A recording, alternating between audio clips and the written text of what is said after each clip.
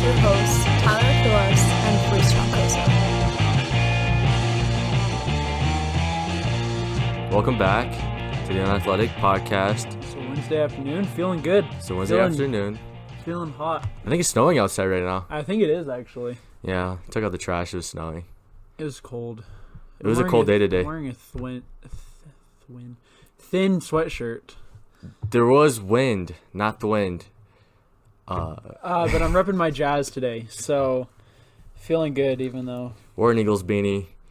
I had a guy say go Eagles to me. That was exciting. Saw a guy actually waiting for Einstein Bros Bagels with a Eagles shirt on. Good for him. It's Team. weird because all the fans, like there's a lot of people here with a lot of different teams, a lot of different favorite teams. I just feel like the Eagles rep the gear more than any other fans here at Weber State. We care a little bit more. The Eagles just care. Saying you're a little bit more annoying as fans, as a fan base? Yeah, that was a real nice win over those Bears. Yep, double doink. Remember it forever. Yep. So, what do you want to start with today? You said you had something planned? We got, so there's this thing ESPN has now. I don't know how long they've had this. I just started seeing a lot of it on Twitter. It's called ESPN NBA Trade Machine. Oh, that's right, yeah. You've probably seen it, haven't you? Yeah, I saw it last night. Yeah, I don't know. All the fans doing the Conley trades.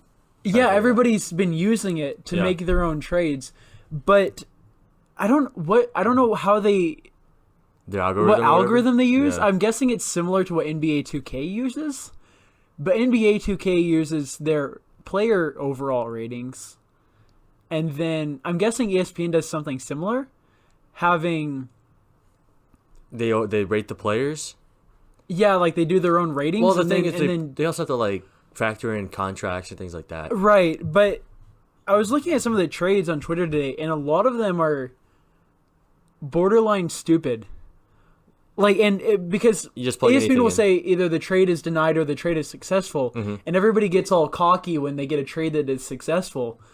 But like, I'll read this one. So, somebody had a 3-team trade between Memphis, Utah, and Detroit. Memphis receives Reggie Jackson, Derek Favors, Dante Exum, and Grayson Allen. So that's already 3 players gone from the Jazz. Of course. The Jazz get Blake Griffin and Conley. Blake Griffin and Conley. Why? Why do you exactly? need that? And the Detroit Pistons get Marc Gasol, Ricky Rubio, and Jay Crowder. And so it involves you getting rid of half your roster. Essentially, yeah. The Jazz give up 5 players for two old guys. Yeah, like Griffin's cool and all. Like 2018. No, and it not 2018. It says on the top of the screen, it says this trade is successful. And the guy posted on Twitter going, "Look what I just created. I'm a genius." And everybody goes, delete this right now. From Memphis fans, Utah fans, Detroit fans are like, this is the worst trade. So I don't know what their algorithm is for that and how they do that. I mean, I'm sure all the contracts match up and everything, like cap space and everything works. So they're like, yeah, it would work if the teams agree. I don't think there's like a problem. Maybe that's what they're doing. I don't think it like really matters I don't think they have any way of knowing if the teams would agree to it. Well, let's try it. What team do you want to see trade? What trade do you want to see New York make? The Knicks need to trade away Cantor. Okay. Holy cow, $18 million this year? Yeah, we picked up his option. No, it was a player option. I think he decided to come. He's listed on here as the Knicks' best player. Yeah, and he's being benched. He was taken out of the rotation. He's mad. What is this per? Wait, what is this? What is per?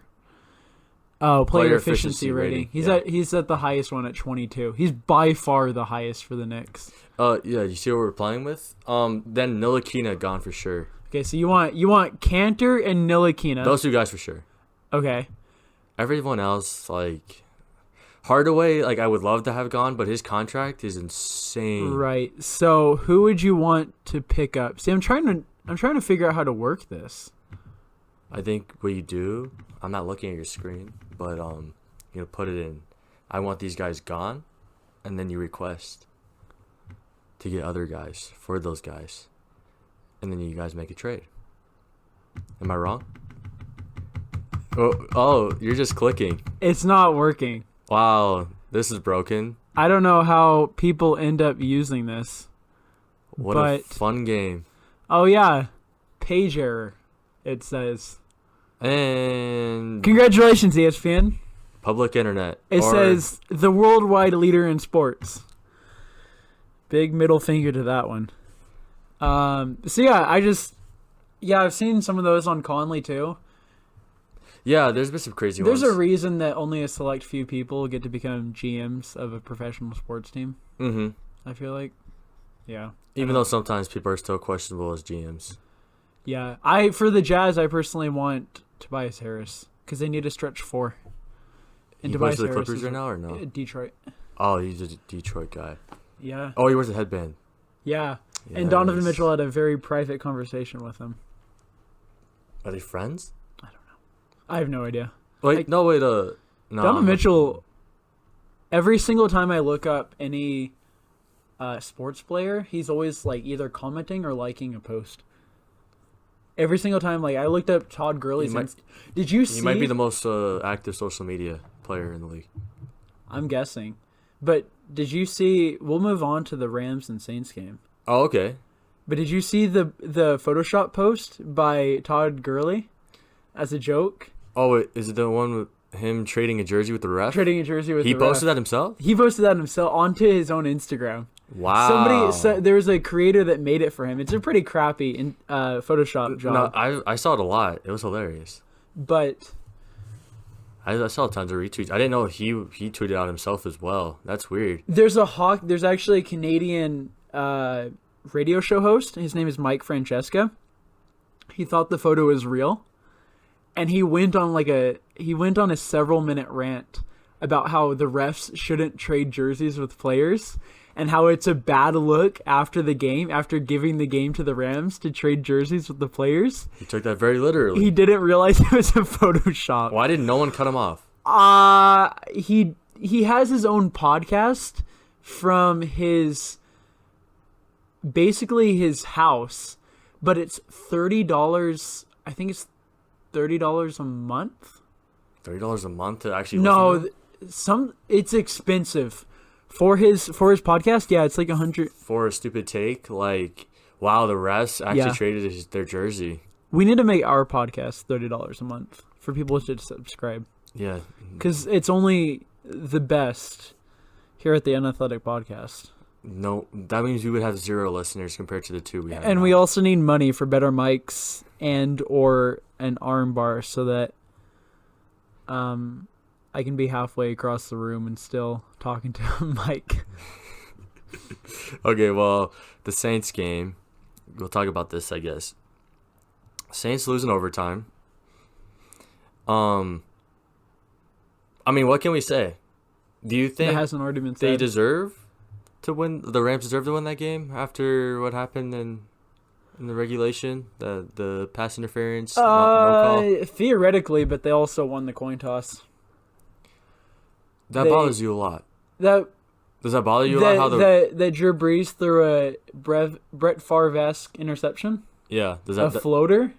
The floater. Well, why was he floating it? He doesn't have the arm strength anymore. We were talking about that, the fatigue. Yeah, I just don't think he has it anymore. He doesn't have the zip on the ball anymore.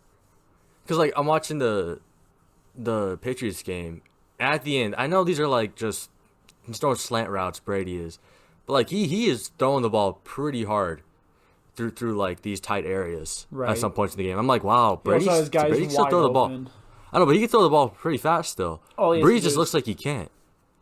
Yeah, well, it's funny because they seem to be relying on Breeze more for deep throws down the field. That's kind of they had Brandon Cooks there for a little bit, who is all he would do is run streak routes down the field. Yeah. Michael Thomas is deep on every single play. It's weird. But if you think about a quarterback his age, and they're making him just absolutely heave the ball up every single play. But as of recent, like the past 2 games at least, like remember the Eagles game, he didn't throw the ball deep like once. We were just getting destroyed by Michael Thomas. like just getting open on like. Yeah. Well, I mean, Mike Thomas is amazing yards after catch. Yeah, but like he's not really. He wasn't asked to throw it deep. The one time he really threw it deep in that game, he threw an interception on the first play of the game in the Eagles game. Mm-hmm. Other than that, like maybe Sean Payton knows he doesn't have the arm anymore, because I saw a story where Sean Payton wanted Patrick Mahomes. I guess they traded up in that draft, and they were hoping Patrick Mahomes would fall to them, and obviously the Chiefs took him. So it seems like he wanted to already replace Drew Brees, or like have a backup plan in place, because I don't think he has faith. Don't they have Teddy Bridgewater right now? Is that Mahomes or Bridgewater? Plan? It is Bridgewater. Well, I know. And obviously, dude, they have Bridgewater. They don't need Mahomes. Are you kidding me? Dude. They're fine. They got Bridge. Remember that one time I'm not saying that. He made the playoffs with the Vikings? Did he win a playoff game? I don't even remember. I don't know. He was a fantastic quarterback at Louisville. Louisville? Yeah. Donovan Mitchell? No, Lamar Jackson. Oh, yeah. Yeah, that's what it was. I commented on that when I first saw Lamar Jackson. I was like, oh, it's another Teddy Bridgewater, essentially. It's another Teddy Bridgewater. Except a little bit faster. Yeah. But, so let's say, because Brees isn't going to retire this not offseason, this year. right? He wants another one. But when he does retire, who becomes the next starter? Because we've talked about this for the Patriots. Kyler Murray. No. Actually, no, they're not going to draft him. Hold on. I know we're talking about... Because Taysom Hill is a fantastic kick returner, I guess. Yeah, no, I don't know if he's a good quarterback. He's just like... He's a trick play guy. All-purpose. Yeah, he's like a decoy most of the time, I feel like. He's what they call in high school football an athlete. Wow, Taysom Hill. Whitest guy on the field. Athlete. Yeah, exactly. Look at his Instagram and try calling him an athlete. It's hilarious. And the whole Kyler Murray thing, I know we're talking about this game right now, but it was John Gruden who came out. I think it was this morning where he says, oh, yeah, Kyler Murray could definitely work in this league. And you know how he's like the fourth pick, and so I think he's trying to make it sound like, hey, I want Kyler Murray, so if you guys want Kyler Murray, trade up and get my pick. No one's buying it. He's going to be drafted first overall by the Cardinals. No one is buying it. First overall by the Cardinals. We already talked about that. I know, but what is John Gruden doing, though? Because, remember, he came into the league, he's like, oh, I don't like how the league is going towards analytics. I'm a man. Oh, here we go. Oh, 90s football. Remember that? That was hard-nosed football. That's what I'm going to do. Oh, you know what? Kyler Murray, he's perfect for the league. He like the quote was like, oh, yeah, I used to have like a prototype for like height, weight, arm strength. He's like, but not anymore. Because like I played Drew Brees twice a year back in Tampa. So, yeah, I think Kyler Murray's going to be amazing. Yeah, he lost to Drew Brees over and over and over again. I know, but like no one's buying it. Like he's trying to sell like, hey, this fourth pick, I might want to like, get Kyler Murray, so you guys should trade up and give me more picks to take this if you really want him. Might not be a bad idea. I think ever since Mike Mayock came in, there've been more talk about actually getting players, like less draft picks and more like flipping the draft picks they got for players. It's hard. Wow. It's hard to say. I know I hate media. Not that the Raiders don't deserve media backlash, but I saw the mock draft with the Raiders and how they're saying, oh, well, they're just going to replace Amari Cooper. They're going to get a new Amari Cooper. They're going to get a new Khalil Mack. And you first round wide receiver, you're gonna be able they're usually typically good. You'll be fine. I just don't know how you're supposed to find another Khalil Mack. There was a room. I still like the Everson. Yeah, Griffith. Yeah, from the Vikings from Minnesota. I still really like that. Yeah, but I would trade. It just seems dumb though, because you had Khalil Mack. And you get all these picks for it, and where you're just going to give the picks back up for another pass rusher that's not as good as Khalil Mack? Like, I feel like you have to draft now at this point. Less money. Use your draft picks. Less money. Get the people. Yeah. Get some younger guys in there. Gruden's going to shape them into a hard-nosed football team that also admires Kyler Murray. But still, if, like, I liked... Because if you do that late, because there's 3 first-rounders this year. Mm-hmm. If they do the late first and the early second for Griffith, Treadwell, because I think Treadwell has the potential to be a really fantastic wide receiver. I think he just needs the right system or like a new environment. Well, hold on. As a Raiders fan, why are you okay with trading away these picks?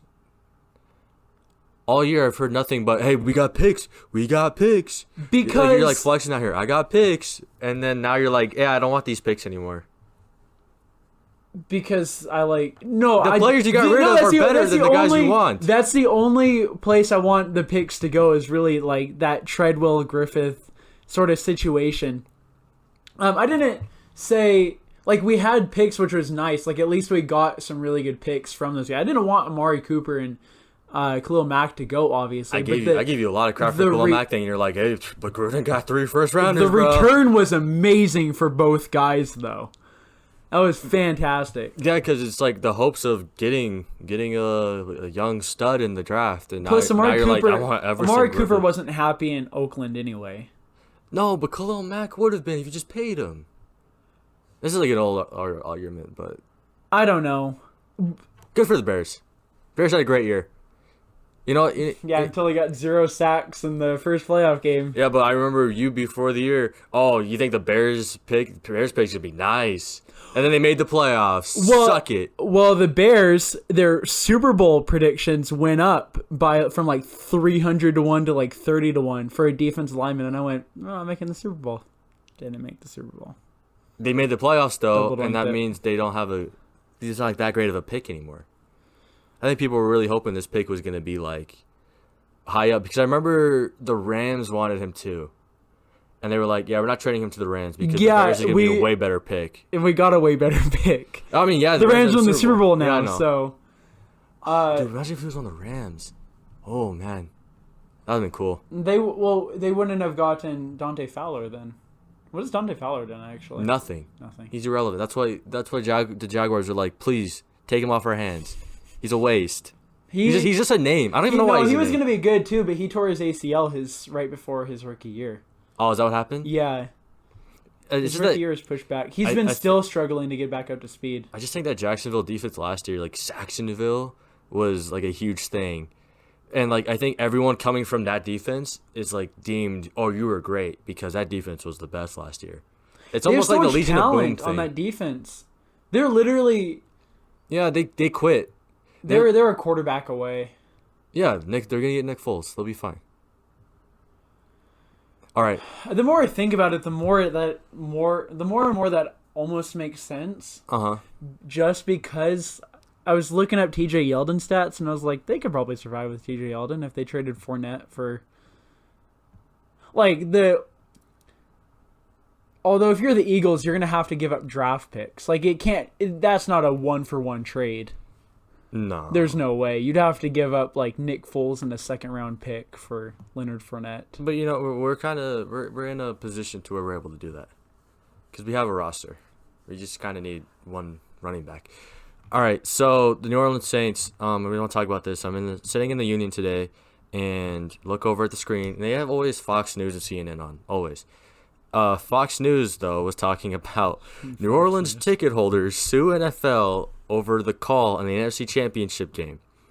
Yeah, so these two dudes decided that they're going to sue the NFL. And let me just read this.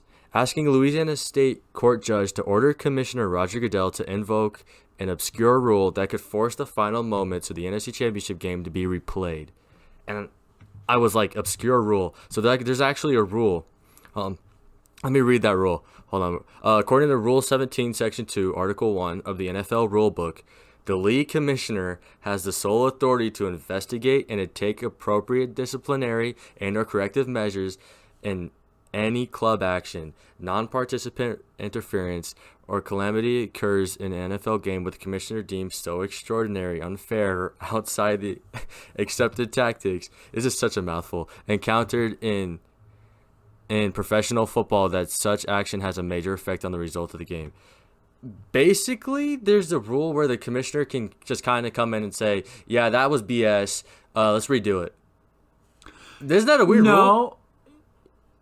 No. That's what this rule basically states. Isn't it that, like, he can... It said take disciplinary action. Is that just taking disciplinary action against the ref? He can just come in and ban the ref. Investigate, take disciplinary and or corrective measures. Just the corrective part. They want to correct it. So what do? You give the Saints the game? I think they replay it after they won the coin toss. I think these fans they want to go back to that moment where it was pass interference, so they get their first down.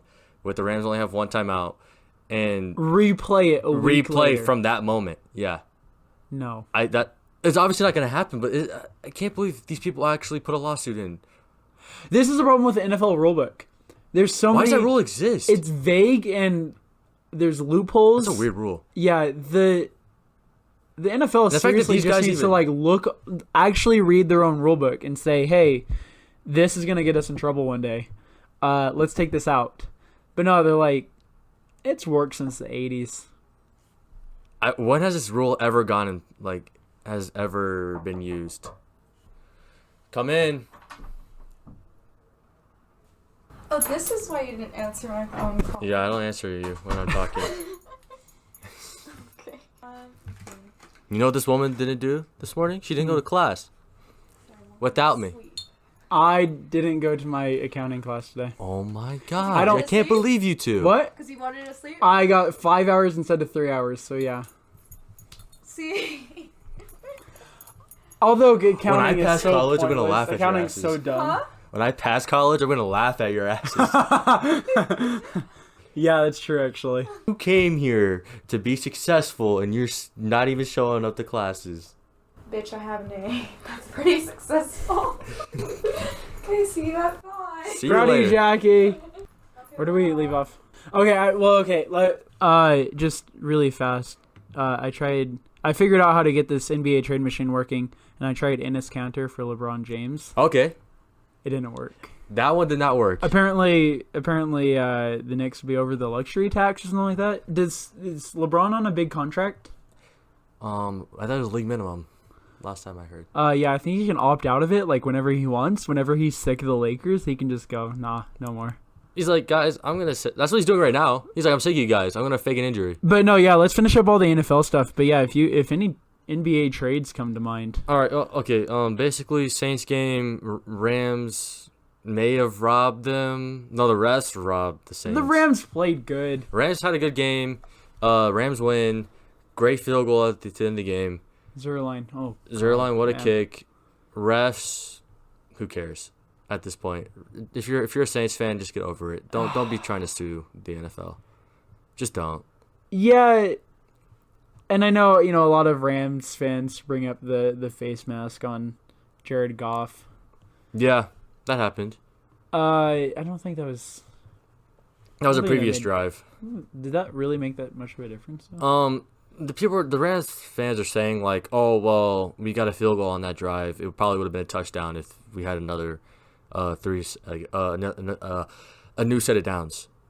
There's no way of guaranteeing. These are all what ifs. Even if there's no way of confirming the Saints would have won the game if the penalty happened. Either way, Saints, get over it. You lost, and I'm happy the Rams are in the Super Bowl. I was cool with either team, honestly. All right, Chiefs, Patriots win in overtime. Mahomes didn't get the ball in overtime. We've talked about that with the overtime rules. Yeah, are you cool with you said you want to change up the overtime rules a little bit. And yeah. Well, just doing a touchdown doesn't automatically win it. Just like a field goal, if you get a touchdown, the other team has to come down and score a touchdown on the next drive. And you think that would make it more fun? Yeah.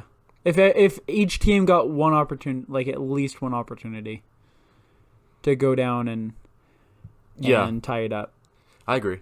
It doesn't have to be, because once the Patriots hit that 20-yard line, you knew the game. The game was over. In the end zone. Yeah. You know it's over. Another big play, real quick. Ford lining up off sides. Yeah. Brady was about to throw his third interception of the game. He did, and then all of a sudden a flag comes out. lined up in the neutral zone. D Ford. Which that wasn't even like a bad call. Like he literally was. Yeah.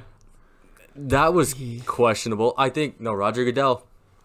He gave him some money before the game. You're gonna line up in the neutral zone. Stop. I'm not listening to you. Anytime you bring up rigging, we've talked about this.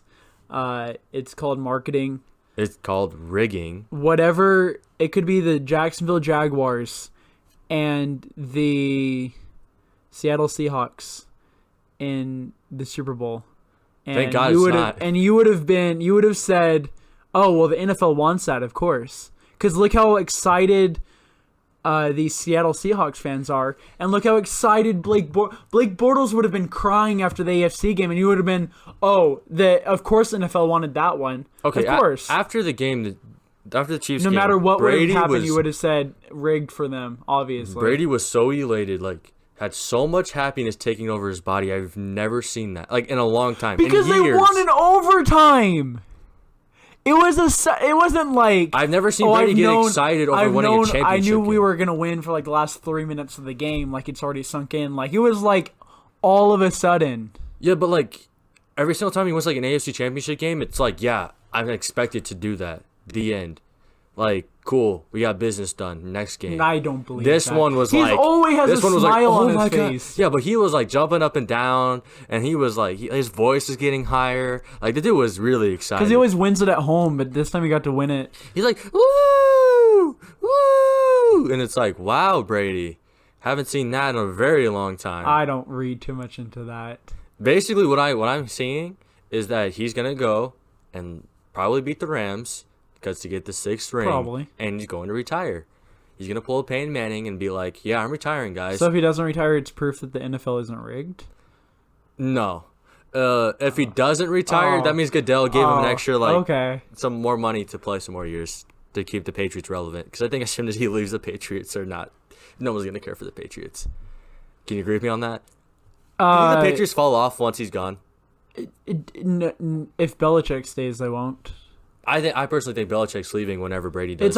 We talked about this. It's all system, because it's always it's either Hogan on an out route wide open, it's Edelman on a slant route across the middle wide open, it's Sony Michel in the backfield on a swing route wide open, or James White, doesn't matter. And he's the ball out in 2 seconds. Yeah, he doesn't get hit. No one gets near him. Yeah, I'd be a great quarterback too if nobody touched me. If I had a wide open vision to throw that. I know, but see, if they lose Belichick, though, I think this team's done. That's why I really feel like that. Because I think rumor is Josh McDaniels will become the head coach. He's offensive coordinator right now, and I think if he becomes head coach, it's over. Because all he's been doing is that's how Bill Belichick does it. Great, I'm gonna do it the exact same way with the exact same system. I'm looking this up. I think McDaniels is the guy. He was the head coach of Denver when they drafted Tim Tebow, I think. It doesn't matter. He's not a good head coach. No, but he's been under Belichick. He's seen how it goes. That doesn't mean anything. Matt Patricia, you think the head coach of the Lions, you think the Lions are going to do anything? You think the Lions have any chance of winning anything in the next couple of years? Or ever? No, here's the problem, though. He was a defensive coordinator. I'm saying Josh McDaniels already runs this offense that runs like a well-oiled machine. The Patriots are going to keep all their defensive players. That's not a problem. It's when Brady leaves and Gronk leaves that people think the Patriots are going to have a problem. Yeah. But if you get a half-decent quarterback in there with the same, it's just going to be the same offensive scheme. What honestly changes? Except for Belichick's leadership, I guess. But what does he actually do as a head coach? What does any head coach actually do as a head coach? Well, in his case... Lead the staff? Records other teams' practices. Deflates footballs. That wasn't him. That was Brady. You definitely knew. No, but he Bill definitely was in records. his ear, said, hey, Tom, you know what you used to do? Whatever you need to do to win this game. All bets are off. Just absolutely go for it. Even what's it called? The NFL won't do anything. You'll fight with them for 2 years and they'll barely give you a slap on the wrist. Yeah, exactly. You just get slapped on the wrist. They go, bad boy. No, go out and make us some more money. Make us some more money. and he says, "No problem, Goodell. Me and you are bestest of friends." All right. So honestly, though, actually, Patriots won. So we got Rams Patriots Super Bowl rematch from like 2001 or something like that. 2000. Is it 01? I think it's 03, because the Buccaneers and Raiders were it was January 03. I know it was Tom Brady's first Super Bowl. And when did he win that? Let me see. 2004, I think. It was the year after. Because Gostowski, I think, kicked... No, that was Carolina. He was a rookie, though. They beat Carolina in the Super Bowl in 2004, so it might have been 01. Okay, here we go. Yeah. This isn't right. I type in Tom Brady first Super Bowl, and it's not the Rams one. Is it not the Los Angeles Rams? Yeah, 02. St. Louis Here we go. Rams. It was 02. There you go. Yeah. Yeah, so that was the year before. So they won, and then the Buccaneers won the Super Bowl the year after that, and then the Patriots won again because they beat Carolina. So his first Super Bowl was in 02. Yeah. When did he? It was in the Superdome. When did he come in for Bledsoe? What year was that? It was this year. I remember. Bledsoe got injured. That was the year, and he won the Super Bowl his first year. Yeah, because I remember when Nick Foles, like that whole story was happening last year. They're like, oh, the last backup quarterback to come in and win the Super Bowl was Tom Brady. Okay, but that wasn't Foles' like first start. That was Brady's like first start. No, I think he played like the entire playoffs because this was the Tuck rule. No, I'm just saying like that year, that 02 year when he came in for Bledsoe, that was his. He was a rookie. Yeah, that was his first NFL playing time. Yeah, actually. Exactly. Yeah. Last year wasn't. Foles has been around for a while. Yeah, he's been around for a long time, but it was still funny, 7 touchdowns in one game. Yeah. So, where are we even trying to get at here? Rams. Patriots, I don't know. I think we've just been rambling. A lot has been said about all these games. Yeah, no, we're kind of late to it. Yeah. We've had trouble with audio. I'm sorry. Yeah, we've had terrible audio issues as of recent. We're working on it though.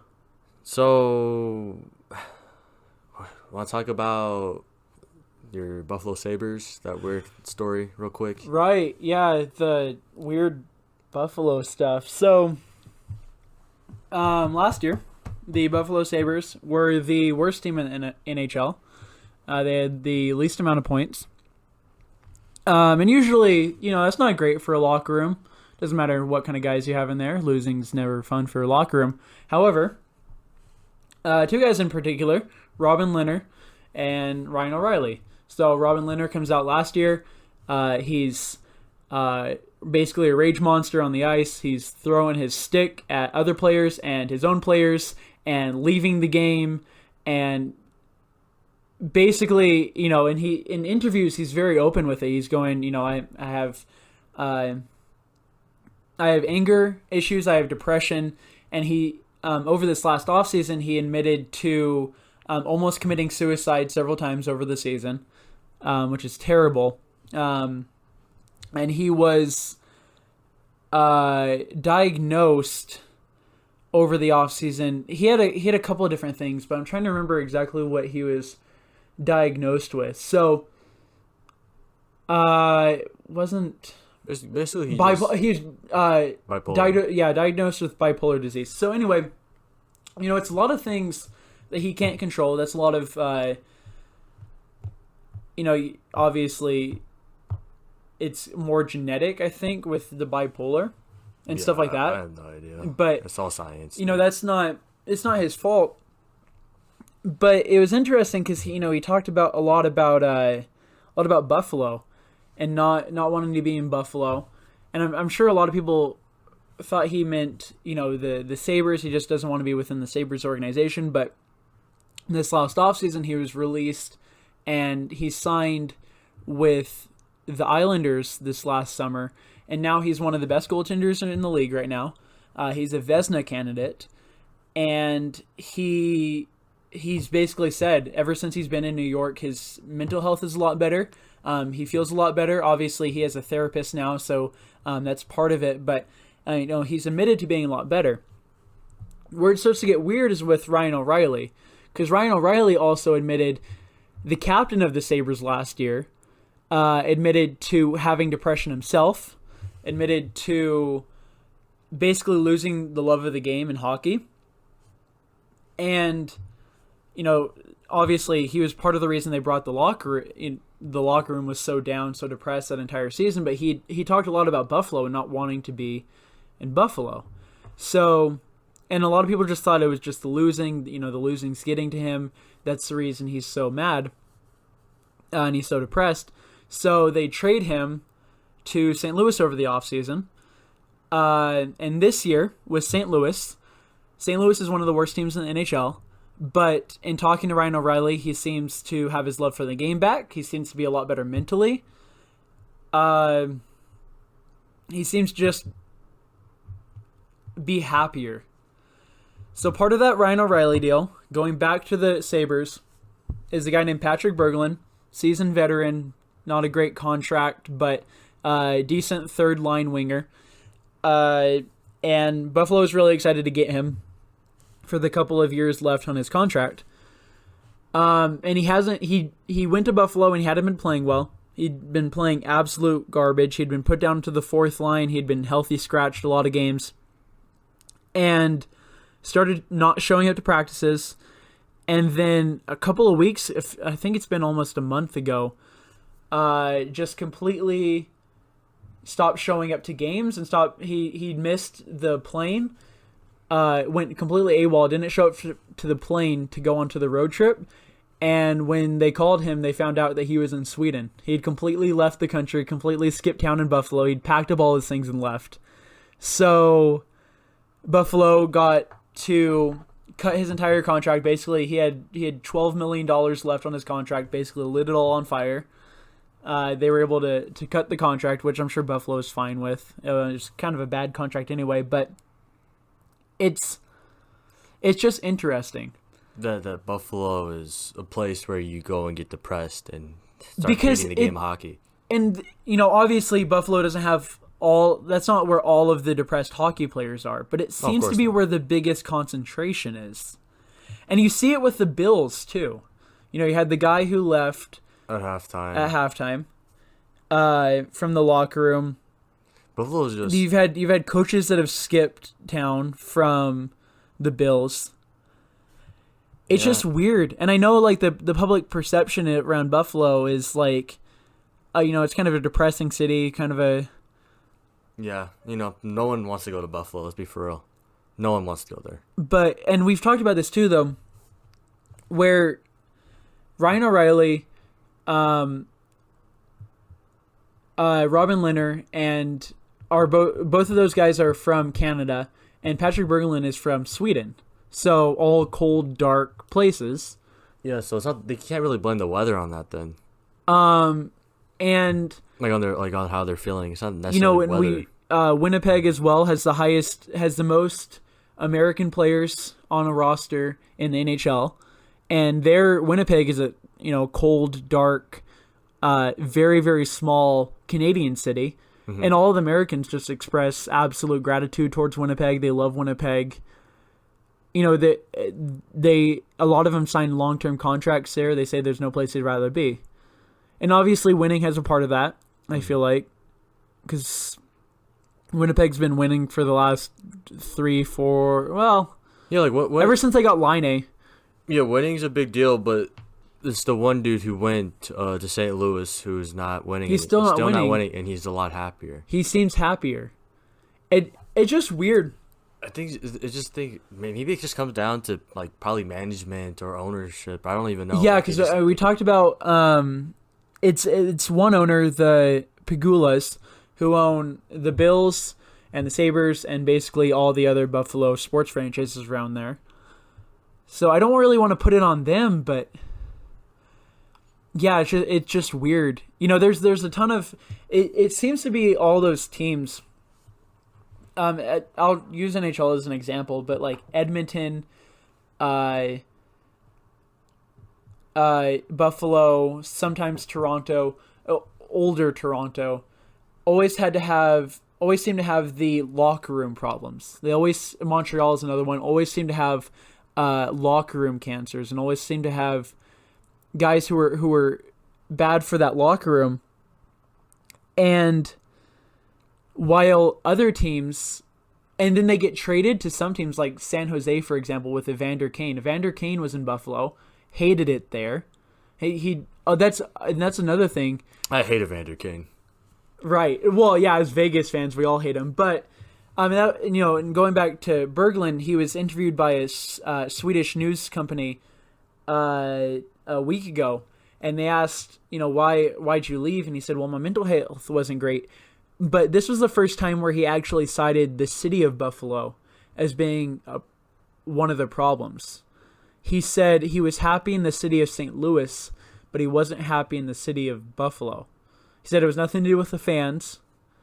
He said it was nothing to do with any of that because, obviously people have commented on Philly fans pushing them out, New York fans pushing them out. But he said it was just the city, something in the air, I guess.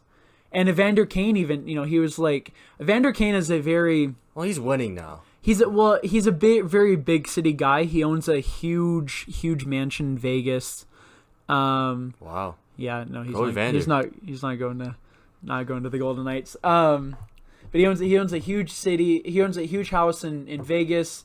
He's a very big market kind of guy, but all he did was trash on the city of Buffalo after he got traded to San Jose. But he was considered one of the biggest locker room cancers in the league. And he seems like a hothead when he was in honestly. Buffalo. Yeah, when he was in Buffalo, he was considered a guy who would tear the locker room apart. And then ever since he's gone to San Jose, there's been nothing but positive feedback on what he's done for a locker room. And San Jose seems to have a lot of that, where they take guys who are problems across the league, and that's good management. They don't do anything. That's good coaching. So why, I've seen it.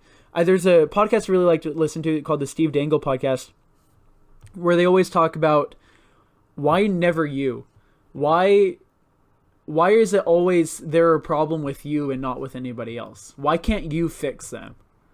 Why can't you step in and fix the locker room problem? Oh, in relation to the team? Yeah, in relation to the team. Oh, like why can't? Because it always seems like every certain teams, even if they're winning, they always seem to have locker room problems. The Steelers. Exactly. Yeah.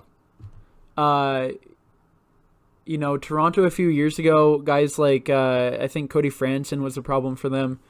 And he's who was another one? JP Parento is another locker room problem guy. Everybody knows across the NHL. So, but they haven't there'll be a problem on one team and not on another team. And so, I don't know what fixes that for you, but I know a lot of people praise guys like Joe Thornton, 38-year-old big tough hockey player, as being the guy who takes no BS in the locker room. Is that really all it takes? Is just having a Tom Brady of the NHL, an old leader? Yeah, exactly. Maybe the Patriots. Do the Patriots really have locker room problems? If they ever have, they don't come out. They do a really good job of not letting anything get out to the press. Yeah, I mean we can talk about the good transition to the Carson Wentz stuff. Yeah, like how somewhere like New England, that story never gets out. The locker room, yeah. Well, part of that's Philly sports media probably making up stories, but how almost the locker room is split between the Foles lovers and the Wentz lovers. Yeah, I don't know how much of a split there is, but yeah, there's for sure. And I don't guys that are pro Nick Foles. And there's nothing Wentz can do when the source is anonymous. When it's a faceless comment. I want to know what his reaction to it all was.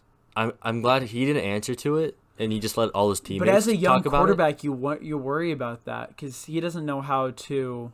He'll have to win the team back somehow. Yeah. All he has to do is just win. That's what it comes down to. It's interesting in Wentz's case because I feel like at North Dakota State he was a super mega star.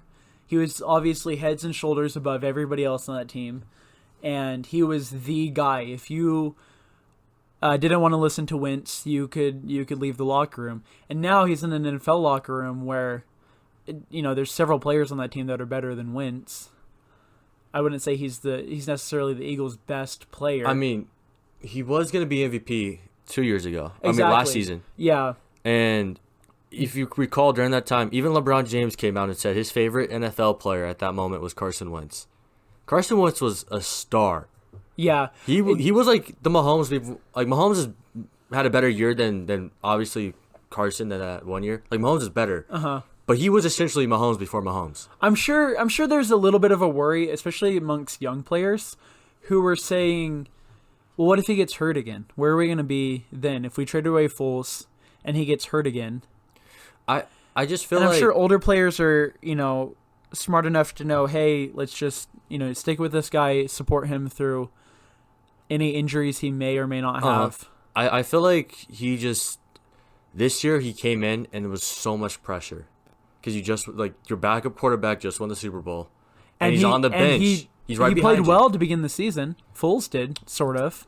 He lost. He won games. He lost to the Bucks. He lost to the Bucks and barely pulled out a win against. Yeah, but that was back when the Bucks were beating everybody. Okay. Yeah, but still, we shouldn't. Our defense was allowing 75 yard touchdowns 2 times. Either way, so there was a lot of pressure on Wentz because you have the Super Bowl MVP literally on the bench, waiting to come in for you. I think just getting rid of Foles this offseason will help tremendously. That there's not that option anymore because I'm sure there was players who were if Wentz was struggling, man, we have the Super Bowl MVP sitting on the bench. Why don't we throw him in? I guess from fans, but it seemed like I think players would do that too. If you're Wentz though, you've been reassured time and time again by your head coach saying, "Hey, Foles isn't coming in. You're our quarterback. Foles isn't coming in if you don't play well, only if you get injured." Mm-hmm. Maybe that's part of it too. Maybe he's so worried to get injured. I think next year will be a lot better. I read something that says, ACL injury, it takes about, it's a year to heal, but then it takes about another year for you to actually get back to where you were before the injury. So I feel like this following year, he's going to be a lot more mobile. He's going to be like the ones from before. This season, he felt very stuck in the pocket. He wasn't moving very much. He took a lot of sacks that weren't needed. I feel like we're going to get back to form. It's an interesting point though, with what will Wentz be with weight off his shoulders, and this is just extra weight now.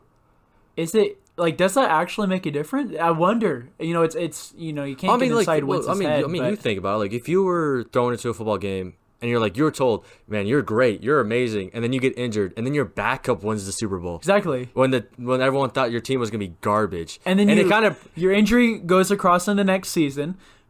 Eagles fans didn't hate Foles after that. And then Foles comes back and leads the team to the playoffs and wins a playoff game. Yeah. And it's with Wentz, he probably shouldn't have won, but I know, but with Wentz, you look dead in the water. Yeah. The team was done. It's just funny because everybody, when Foles... Because here's the timeline, I feel like... Because I follow a lot of Eagles fans on Twitter. Here's the timeline. So, Wentz gets hurt this year, and Foles comes in, and every Eagles fan has a groan on Twitter. Goes, oh, not Foles again. And then he leads them to the playoffs. And Eagles fans are like, Foles is our quarterback. Of course, better than Wentz. We love Foles. And he goes into that Bears game and he starts not playing well in the Bears game, and all of a sudden the same exact people go, no, Wentz is better than Foles. Absolutely no way. Foles is terrible. We need to trade him. And then a ball clinks off the post that really should have gone in. And all of a sudden the same people in an hour turn back. I wish Cody Parkey just hit the kick. I really did. I wish we didn't even play the Saints, and it didn't come down to an Alshon dropping the ball. So people are like, "Oh, it's not even Nick Foles' fault that we lost that game." Yeah, because that's a hard thing to say. You talk about it because you like to bring it up how people only remember the last play of the game. Yeah, it's what have you done for me latest. Yeah, exactly. It's in the Saints game, it doesn't matter that Foles looked like complete garbage from quarters 2, 2, and 3, and pretty much all of 4. Yeah. But he was driving the team at the very end of the game. After that, into that Bears game, he looked like trash during that game. I go at the end of the fourth quarter. I asked on Twitter, I was like, so who do you start now? I want to know, Eagles fans, what is who's your quarterback now? Is it Wentz or Foles? And I had somebody go on, and I tweeted that after the game, after the Bears game, and somebody replied to me on Twitter saying it's Foles. We like Foles. Foles is our quarterback. We should trade Wentz this offseason. And I went, really? That's weird. I went, because Foles really didn't play well all game. He probably should have lost that game. And yeah, I said, his last two games with us were not good. I said, the first, second, and third quarter, he was overthrowing out routes. He looked rattled in the pocket every time there was pressure. And the guy replies back to me and says, some bad interceptions as well. And says, but that drive at the end of the game was really good. And I went, there it is. This is just the one drive. There it is. It's one drive. But guess what? The defense literally kept us in the game. All the Bears had to do was score touchdowns, and we would have lost. Easy. Here's my problem with clutch quarterbacks, quote unquote clutch. The reason there was, and like, obviously not the majority of the public doesn't believe this, but the fact that there was people coming out and saying Foles is a more clutch quarterback than Brady. It's because Brady destroys teams. There's no reason to get in a clutch. But the quote unquote clutch he will scenarios. Destroy teams, but the thing is, it's like every single Super Bowl the man's played in has been decided by like 6 points or less. Yeah, well, now that he has this overtime AFC Championship win. I know, but like the Eagles game came down to the wire, came down to like a Hail Mary that we batted down. Obviously, you saw what happened with the Falcons game. The Seahawks game, that was the Super Bowl before that, came down to Malcolm Butler intercepting the ball at the very end. Like, he's clutch in the Super Bowl. But yeah, pretty much I feel like all the way up to the Super Bowl, like there's no reason to clutch. Yeah, I don't know. I feel like just the whole clutch, like what quarterback is the most clutch? Quote unquote clutch. I feel like clutch is hard when it comes to football though, because there's so many aspects. Yeah, so many variables. Exactly. Yeah. It's like like with the Foles thing. We if our defense didn't play that well, we're not even in the game at the end. Like in basketball, when you say a player's clutch, it's more easy to see because it's like, they hit the game-winning shot. It's like we can kind of, how many game-winning shots have they hit? How many shots did they hit at the end of the game? That's how we kind of evaluate clutch in the NBA, and it's easier to see than, I'd say, football. Yeah. Well, and like that Alshon Jeffrey. Because Alshon. It went through his hands. Yeah. Even though, Foles, the guy doesn't even turn his head around, and Foles is whipping the ball to him. Well, what bothers me about the Alshon play is that we had Nelson Aguilar running a post route wide open for a touchdown, and Foles missed him. Yeah. Foles throws it to old reliable. So you know what?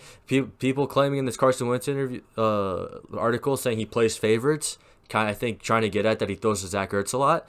Foles kind of only throws to Alshon Jeffrey. And there's something to be said about a reliable wide receiver. Even though I know, but every quarterback has that old reliable guy. Like look at Patriots. Like look at Tom Brady in the AFC Championship game. When it came down to the end, he's throwing it to Gronk. Gronk every play. Every play. Well, and they put a skinny white safety on him. That'll do it. Yeah, but see, you go to what you like. You go to know what you know. Yeah. It's like every quarterback has a favorite. It is funny though because near the end of that Patriots game, Brady threw a ball to Gronk, and Gronk missed it. It went through Gronk's hands, and it was almost intercepted. No, well, there was that one play that was intercepted when D Ford was lined up off sides. It was to Gronk, and it tipped off his hands. That's right. Yeah, that was the play. But then the very next play, he goes back to Gronk, and Gronk makes an amazing catch. Yeah. It was interesting. Yeah, the Patriots go them. I love them. Because what if that Foles play, he throws it to Alshon, and the ball goes right through his hands, and it falls harmlessly to the ground. I'm sure he goes back to Alshon the next play. Guaranteed. Because when you have a reliable wide receiver, even if he misses one or two, you still feel like you can go back to him. Foles had a wide open receiver for a touchdown. Foles looked rattled, no matter what people want to say.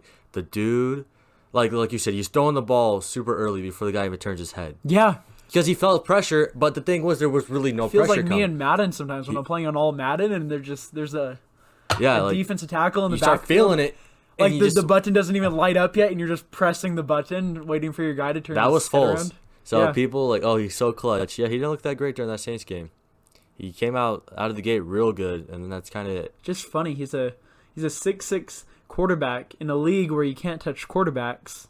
Like he can see over all of those defensive linemen. He's a Super Bowl MVP on top of it. And yet he's stutter stepping in that pocket. It was weird. You think that's fine. Saints won fair and square. Yeah.